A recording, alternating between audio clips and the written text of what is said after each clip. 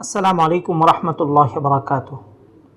আজকে আমরা খুব গুরুত্বপূর্ণ একটি বিষয় নিয়ে আলোচনা করব ইনশাআল্লাহ। আর তা হচ্ছে নবীজি সাল্লাল্লাহু আলাইহি ওয়াসাল্লামের চাচা আবু তালিব, তিনি কি ঈমান অবস্থায় মৃত্যুবরণ করেছেন, না তিনি কুফর বা শিরিক অবস্থায় মৃত্যুবরণ করেছেন। আজকের আলোচনাটাকে আমরা কোরআন এবং সুন্নাহের আলোকে বোঝার চেষ্টা করব ইনশাআল্লাহ। আসুন আমরা প্রথমেই বুখারী শরীফের একটি হাদিস দেখি। যখন আবু তালিবের মৃত্যুকাল উপস্থিত হলো, তখন রাসূলুল্লাহ সাল্লাল্লাহু আলাইহি ওয়াসাল্লাম তার কাছে এলেন। সেখানে আবু জাহেল ইবনে হিশাম এবং আবদুল্লাহ ইবনে আবি উমাইয়া ইবনুল মুগীরা উপস্থিত ছিল। রাসূল সাল্লাল্লাহু আলাইহি ওয়াসাল্লাম আবু তালিবকে বললেন, হে চাচা, আপনি লা ইলাহা ইল্লাল্লাহ বলুন। এটি এমন একটি কালিমা যার মাধ্যমে আমি আল্লাহর কাছে আপনার পক্ষে সাক্ষ্য দিতে পারবো।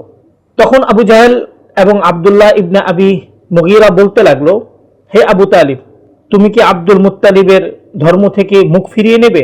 রাসূলুল্লাহ সাল্লাল্লাহু আলাইহি ওয়াসাল্লাম বারবার তাকে একথা বলছিলেন এবং তারা দুজনও বারবার একই কথা পুনরাবৃত্তি করছিল। অবশেষে আবু তালিব তাদের উদ্দেশ্যে সর্বশেষ যে কথা বললেন তা হলো, আমি আব্দুল মুত্তালিবের ধর্মের উপরই আছি। তারপর তিনি লা ইলাহা ইল্লাল্লাহ বলতে অস্বীকার করলেন। তখন রাসূল সাল্লাল্লাহু আলাইহি ওয়াসাল্লাম বললেন, আল্লাহর কসম, যতক্ষণ আমাকে নিষেধ না করা হয় আমি অবশ্যই আপনার জন্য ক্ষমা প্রার্থনা করব। এরপর আল্লাহ তাআলা এই আয়াত অবতীর্ণ করলেন, মা কানা লিন নাবিয়্যি ওয়াল্লাযীনা আমানু আন ইস্তাগফিরু লিল মুশরিকিন। নবী এবং মুমিনদের জন্য উচিত নয় যে তারা মুশরিকদের জন্য ক্ষমা প্রার্থনা করবে। এই হাদিসটিকে সামনে রেখে আমরা কয়েকটি পয়েন্টে আলোচনা করতে পারি। প্রথমত, এই হাদিসটি সহিহ হাদিস। দ্বিতীয়ত, আবু জাহেল আবু তালিবকে বলছিল, তুমি কি আব্দুল মুত্তালিবের ধর্ম পরিত্যাগ করবে?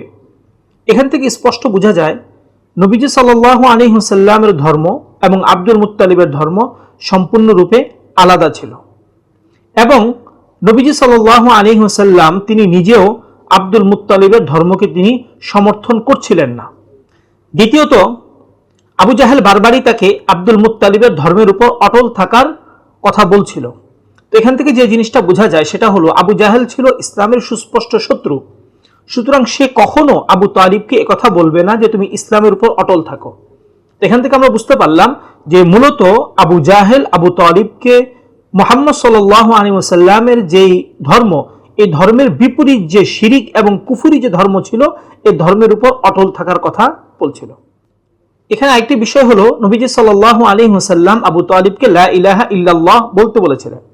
তো এটা থেকে স্পষ্ট বোঝা যায় যে তিনি আসলে আগে ঈমান আনেননি, অথবা তিনি গোপনেও নবী সাল্লাল্লাহু আলাইহি ওয়াসাল্লামের নিকট তার ঈমান আনার কথাটা প্রকাশ করেননি। যদি করতেন বা তিনি আনতেন, তাহলে নবীজি সাল্লাল্লাহু আলাইহি ওয়াসাল্লাম তাকে এই মুহূর্তে এসে লা ইলাহা ইল্লাল্লাহ এর দাওয়াত দিতেন না। এর পরবর্তী বিষয় হলো, আবু তালিব নিজেই স্পষ্ট ভাষায় বলেছেন যে আমি আব্দুল মুত্তালিবের ধর্মের উপর আছি এবং সেই স্পষ্ট ভাষায় লা ইলাহা ইল্লাল্লাহ বলতে অস্বীকার করেছে। তো এখান থেকে বোঝা যায় আব্দুল মুত্তালিবের ধর্ম এবং লা ইলাহা ইল্লাল্লাহর ধর্ম এক নয়, সম্পূর্ণ আলাদা। এবং আবু তালিব সে নিজেই আব্দুল মুত্তালিবের ধর্মের উপর অটল থাকার কথা সে সুস্পষ্ট ভাষায় স্বীকার করেছে এবং তিনি নবীজি সাল্লাল্লাহু আলাইহি ওয়াসাল্লাম লা ইলাহা ইল্লাল্লাহ এর যে ধর্ম, এই ধর্মকে তিনি গ্রহণ করতে সুস্পষ্টভাবে তিনি অস্বীকার করেছেন। যখন নবীজি সাল্লাল্লাহু আলাইহি ওয়াসাল্লাম বললেন যে যতক্ষণ না আমাকে নিষেধ করা হয় ততক্ষণ পর্যন্ত আমি আপনার জন্য ক্ষমা প্রার্থনা করেই যাব, তখন কিন্তু আয়াত নাজিল হলো, মা কানা লিন নাবিয়্যি ওয়াল্লাযীনা আমানু আন ইস্তাগফিরু লিল মুশরিকিন, এই আয়াতটা। তো এখানে লক্ষ্য করুন, আল্লাহ তাআলা শব্দ ব্যবহার করেছেন মুশরিকিন। যদি তিনি লা ইলাহা ইল্লাল্লাহকে অস্বীকার করতেন তাহলে কাফের বলা হতো, কিন্তু এখানে শব্দ ব্যবহার করেছে মুশরিকিন। তার মানে বোঝা যায় যে আসলে তিনি লা ইলাহা ইল্লাল্লাহকে অস্বীকারও যেমন করেছেন, ঠিক তেমনি তিনি শিরকের আকীদার উপর তিনি ছিলেন। এজন্য আল্লাহ তাআলা তাকে সুস্পষ্ট ভাষায় এখানে মুশরিক বলে স্বীকৃতি দিয়েছেন। তো এখান থেকে আমরা যে জিনিসটা বুঝতে পারলাম যে বুখারীর হাদিসের মাধ্যমে সুস্পষ্টভাবে বোঝা যায় যে আবু তালিব তিনি মৃত্যু অবস্থায় ইসলাম ধর্ম গ্রহণ করেননি, বরং তিনি কুফর এবং শিরিকের অবস্থায় তিনি মৃত্যুবরণ করেছেন। এবার আসলে আমরা কোরআনে একটা আয়াতের তাফসীর দেখি, যা ইমাম ইবনে কাসির রাহমাতুল্লাহি আলাইহি তার প্রসিদ্ধ তাফসীরে মাঝে উল্লেখ করেছেন। ইন্নাকা লা তাহদি মান আহবাবতা ওয়ালাকিন্নাল্লাহা ইয়াহদি মান ইয়াশা। নিশ্চয় আপনি যাকে পছন্দ করেন তাকে আপনি হেদায়েত দান করতে পারবেন না, কিন্তু আল্লাহ তাআলা যাকে ইচ্ছা করেন তাকে তিনি হেদায়েত দান করেন। ইবনে কাসির রাহমাতুল্লাহি আলাইহি দেখুন এখানে লিখছেন, ওয়াকাদ সাবাতা ফিস সহিহাইনি আন্নাহা নাযালাত ফি আবি তালিব আম্মি রাসূলিল্লাহি সাল্লাল্লাহু আলাইহি ওয়াসাল্লাম। বুখারী মুসলিমের হাদিস দ্বারা প্রমাণিত যে এই আয়াত নবীজি সাল্লাল্লাহু আলাইহি ওয়াসাল্লামের চাচা আবু তালিবের বিষয়ে নাজিল হয়েছে। ইমাম রাজি রাহমাতুল্লাহি আলাইহি তার প্রসিদ্ধ আত-তাফসীরুল কাবীরের মাঝে লিখেন, আজমাআল মুসলিমুন আলা আন্নাহা নাযালাত ফি আবি তালিব। সকল মুসলমান এই বিষয়ে একমত যে এই আয়াতটি আবু তালিবের বিষয়ে নাজিল হয়েছে। এখান থেকে আমরা বুঝতে পারলাম যে ইন্নাকা লা তাহদি মান আহবাবতা ওয়ালাকিন্নাল্লাহা ইয়াহদি মান ইয়াশা। আকীদার মধ্যে যখন হেদায়েত শব্দটা আল্লাহ তাআলার সাথে ব্যবহার হয় তখন এটার অর্থ হয় খালকুল হিদায়া, অর্থাৎ হে নবী আপনি দাওয়াত দিতে পারবেন, আমি ইসলামের দিকে আহ্বান করতে পারবেন, কিন্তু আপনি যাকে চান আপনি তার মনের মধ্যে বা তার অন্তরে আপনি হেদায়েতকে সৃষ্টি করতে পারবেন না। তো হেদায়েতকে কে সৃষ্টি করেন? একমাত্র আল্লাহ তাআলা। তো এখান থেকে সুস্পষ্টভাবে বোঝা যায় যে আবু তালিব ইন্তেকালের সময় নবীজি সাল্লাল্লাহু আলাইহি সাল্লাম দাওয়াত দিয়েছেন ঠিক, কিন্তু আল্লাহ তাআলা তার অন্তরের মাঝে হেদায়েত সৃষ্টি করেননি বা হেদায়েত গ্রহণের অবস্থা তৈরি করেননি। এজন্য তিনি ইসলামের উপর মৃত্যুবরণ করেননি, বরং তিনি সুস্পষ্ট কুফুর এবং শিরকের অবস্থায় মৃত্যুবরণ করেছেন। এমনকি আসুন আমরা মুসলিম শরীফের একটি হাদিস দেখি। আন্না রাসূলুল্লাহ সাল্লাল্লাহু আলাইহি ওয়াসাল্লাম قال, রাসূলুল্লাহ সাল্লাল্লাহু আলাইহি ওয়াসাল্লাম বলেছেন, আহওয়ানু আহলিন নারি আযাবান আবু তালিব ওয়া হুয়া মুনতাইলুন বিনালাইনি ইয়াগলি মিনহুমা দিমাগুহু। জাহান্নামের অধিবাসীদের মধ্যে আবু তালিবের শাস্তি হবে সবচেয়ে কম। তাকে এমন দুটি অগ্নিময় জুতা পরানো হবে যার প্রচন্ড উত্তাপে তার মগজ ফুটতে থাকবে। বুখারীর হাদিস, কোরআনের আয়াত এবং মুসলিমের এই হাদিস, এই তিনটির মাধ্যমে সুস্পষ্টভাবে প্রমাণিত হয় যে আবু তালিব মৃত্যুর সময় হেদায়েত পাননি। 2, নবীজি সাল্লাল্লাহু আলাইহি সাল্লাম দাওয়াত দিয়েছেন, কিন্তু তিনি সুস্পষ্ট ভাষায় নবীজি সাল্লাল্লাহু আলাইহি সাল্লামের সেই দাওয়াতকে প্রত্যাখ্যান করেছেন এবং তিনি আব্দুল মুত্তালিবের যেই ধর্ম ছিল সেই ধর্মের উপর তিনি থাকার কথা সুস্পষ্টভাবে ঘোষণা দিয়েছেন। এবং নবীজি সাল্লাল্লাহু আলাইহি ওয়াসাল্লামও সুস্পষ্ট ভাষায় বলেছেন যে জাহান্নামীদের মধ্যে আবু তালিবের আযাবই হবে সবচেয়ে কম। এবার আসুন আমরা এই বিষয়কে কেন্দ্র করে কয়েকটি আপত্তি নিয়ে একটু আলোচনা করি। প্রথম আপত্তি হলো, কোরআনের মাঝে আল্লাহ তাআলা বলেছেন, ফামা তানফাউহুম শাফাআতুশ শাফিঈন, অর্থাৎ কাফেরদের বিষয়ে কোনো সুপারিশকারী সুপারিশ উপকারে আসবে না। আবার আল্লাহ তাআলা বলেছেন, ওয়ালা ইউখাফফাফু আনহুমুল আযাব, কাফেরদের থেকে আযাবকে কমানো হবে না। আবার অনুরূপভাবে আল্লাহ তাআলা বলেছেন, ওয়ালা ইয়াযলিমু রাব্বুকা আহাদা, নিশ্চয়ই আপনার প্রতিপালক কারো প্রতি জুলুম করবেন না। তো এখান থেকে একটা আপত্তি উঠতে পারে, সেটা হলো আমরা তো দেখতে পাচ্ছি যে আবু তালিবের আযাব কিছুটা কম হয়েছে। তো আসলে এখানে বিষয়টা হলো নবীজি সাল্লাল্লাহু আলাইহি ওয়াসাল্লাম অথবা কোনো কাফেরের বিষয়ে কোনো সুপারিশ গ্রহণ করা হবে না। কোনো কাফের জাহান্নামে চলে গিয়েছে, কারো সুপারিশের মাধ্যমে সে জাহান্নাম থেকে জান্নাতে চলে আসবে, এটা অসম্ভব, এটা হবে না। অনুরূপভাবে যে কাফেরের জন্য যে আযাব নির্ধারিত, ওই আযাব থেকেও তাকে কোনো কিছু কম দেওয়া হবে না। কারণ আমরা জানি সকল কাফের এক স্তরের না। কিছু কিছু কাফের থাকে যারা ইসলামের কট্টর শত্রু, তাদের বিষয়টা ভিন্ন। আবু জাহেল তার আযাব, আর সাধারণ কোনো কাফের, গরিব কোনো কাফের যে কুফরি অবস্থায় মারা গিয়েছে, ইসলামের সম্পর্কে সে কিছুই জানতো না অথবা ইসলামের সাথে সে কখনো শত্রুতা পোষণ করেনি, উভয় আযাব কখনো এক হবে না।